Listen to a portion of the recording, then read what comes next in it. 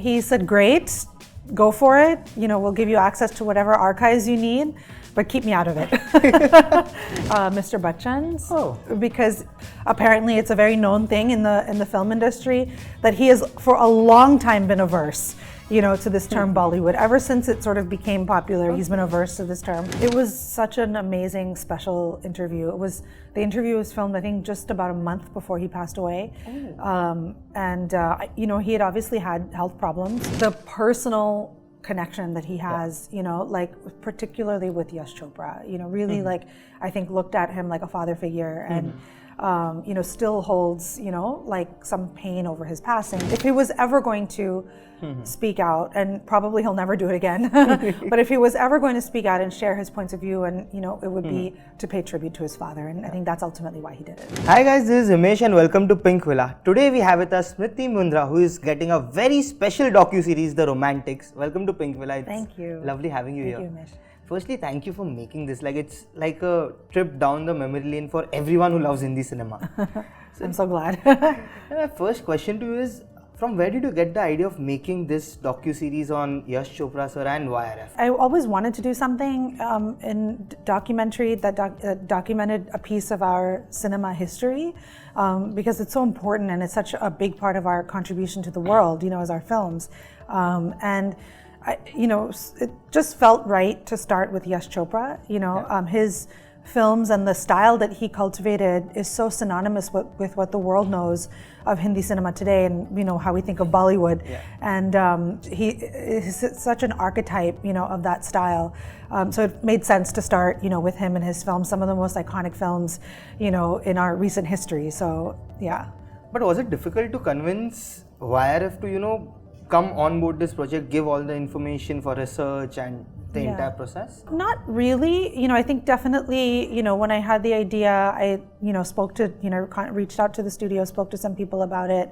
I presented, a proposal, I wrote a treatment, for what the vision was for the series. And, but I think, once they saw that the intent was to tell the story, of Yash Chopra and his impact on cinema as one of our preeminent auteurs of Indian cinema, and then the legacy he had through the studio, and then of course through his sons. I think that was they were pretty excited about that prospect. How did Aditya Chopra first react when you told him that you want to make something like this which celebrates the legacy?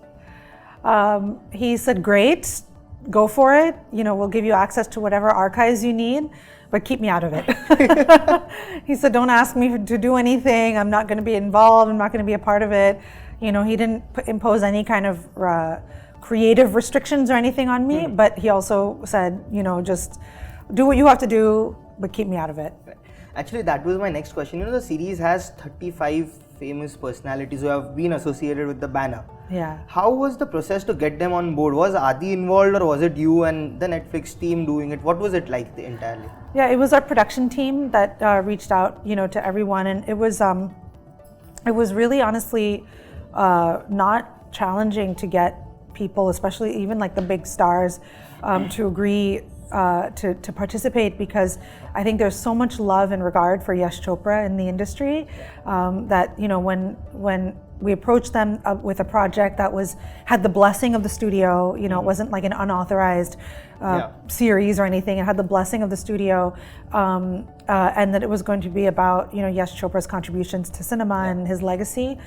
People were eager to talk about that. Through the research, was there any aspect that surprised you or shocked you that even this happened? So many things. I mean, I think part of what really surprised me, because I had grown up with watching Yash Chopra films as an audience, as a consumer of cinema, not necessarily looking at it, from an academic or anthropological lens, like you do when you're making a documentary. Then so many things when I looked at it through that lens really surprised me. One, it's just that how specifically he architected the style of film that endures today. The sort of romantic, films and the sort of costumes and the locations and all of that, how much that really was, Yash Chopra's influence and invention because it's especially growing up in the West, that's just what you think of Hindi cinema, You don't really think about that there is actually somebody who cultivated that style. So to really see that, and then of course, like in seeing all of his old interviews and things like that, and hearing other people who would work with him talk about it, how intentional and specific that was really surprising to me. But also, one thing that I really came to appreciate over the course of making this series is seeing how ahead of his time he was, especially when it came to portraying relationships, especially romantic relationships, and female characters and everything. He just portrayed those things with such complexity and nuance, and I think he was really ahead of his time for that. Correct, but you spoke about how he portrayed the female relationships, and in industry, in my growing up years, I have always heard that every actress had this thing in the bucket list to be a Yash Chopra heroine. Yeah. So when you interacted with the actresses he worked with, what was it like when you were interacting with them? How special was that? It was incredible, and there's really something in common, with all of the heroines, from Yash Raj films.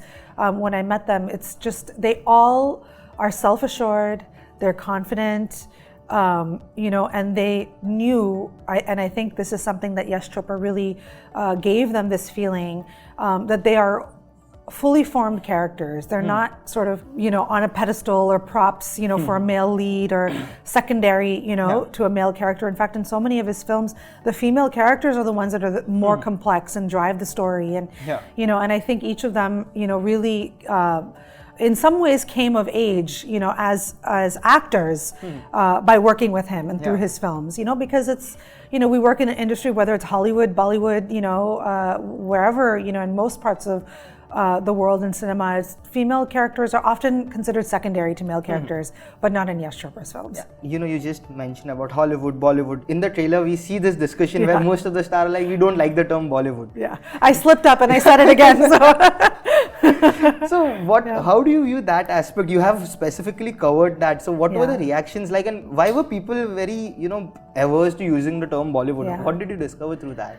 I think, it was interesting. I didn't quite expect that kind of reaction to it, but I think it was really interesting because I think, the Indian film industry of all its regions, and, of course, especially the Hindi film industry, has grown so tremendously. It has such a rich history, a history almost as old as Hollywood, as prolific, if not more prolific, as Hollywood, as much, if not more, cultural capital around the world as Hollywood. So it feels a little odd to frame this industry in the light of another film industry, like as if it's secondary or derivative.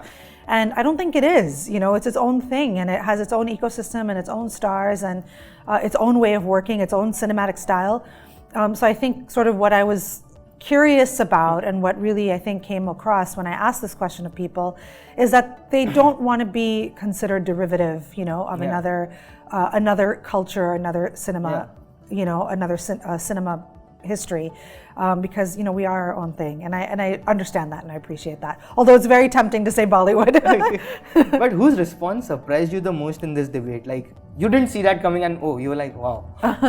I would say probably Mr. Bachchan's, because I didn't realize it, but in talking to people, apparently it's a very known thing in the film industry that he has for a long time been averse, to this term Bollywood. Ever since it sort of became popular, he's been averse to this term. So many people said that, especially around Mr. Bachchan, do not slip up, do not say that word Bollywood. So that was a lesson learned. When we speak of Mr. Bachchan, he's a legend. He has had a association with the studio, YRF, ever since it has been existing. How was the interaction with him like that? I believe that might have been one of the most special ones because... Absolutely, it was really memorable. I mean, Mr. Bachchan, he's obviously one of the most legendary figures, of our industry, but he's also in his own way, and a lot of the people that I talked to were they're sort of film historians in their own right, and I think that's especially true of Mr. Bachchan, because he has been active in the industry through so many iterations, and has been a force in the industry through so many iterations. He really holds so much of the history of Indian cinema, through his own eyes and his own experiences. So I felt really lucky that he was willing to share that. Now I will say he was a little annoyed with me because I think he was excited and eager to talk about Yash Chopra and his relationship with Yash Chopra and those films. And so when I would veer off topic and ask him things about, different, then he would, get annoyed, that I was at, why am I asking all these different questions? But every time, no matter how annoyed he was, he would answer my question and he would give me such incredible answers, like such, insightful answers, that I couldn't help myself. I had to ask. And the series also has the last ever interview of Rishi Kapoor sir. Yes. When did you shoot that and how was that interaction like with him? He has been a part of some of the most iconic films of YRF. So. Yeah, it was such an amazing, special interview. The interview was filmed, I think, just about a month before he passed away. He had obviously had health problems, but to see him that day, when we shot his interview, you would never expect that we would lose him, in just a short month or, 6 weeks. He looked amazing, he wore this amazing purple suit and he was, he looked good and healthy and he was excited to talk and he just was so generous with his time. And just really, you could sense that he, maybe it's because we were talking about Yash Chopra and talking about the olden days and all of that, but you could tell that he was excited to reminisce, and on his legacy and Yash Chopra's legacy. It was really one of the most memorable interviews I've done. And it was with his son, Ranbir was also there, or was it?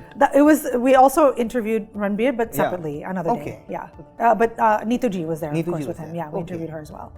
You have interacted with 35 personalities. Who was the one who surprised you the most with all the answers and replies, the way he conceived entire film industry? Probably Mr. Bachchan, because he made so many connections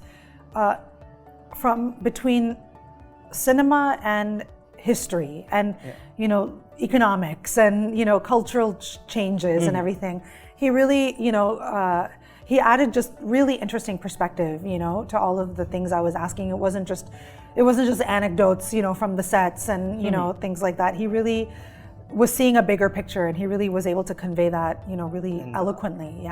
And this is the first time ever that we would see the three Khans, Shah Rukh, Salman and Aamir, together in the same series. What was it like to be with them and interact with them, because even they have had so many hits with YRF, especially Shah Rukh, who has been working with since 1993, I think. Exactly. It was incredible. I, as a fan of Indian cinema and Hindi cinema, it was like the 12-year-old me was like going crazy, being in the presence of these big stars that whose films I've watched since childhood, who I've admired, for so long. So it was quite a task for me to keep it together and be professional, and conduct those interviews. But I think, if you look at the scope of who was interviewed and who was included in the series, there's nobody that's gratuitous. There's nobody that's included, because they're a big star, we interviewed them. Everyone has a very specific and personal connection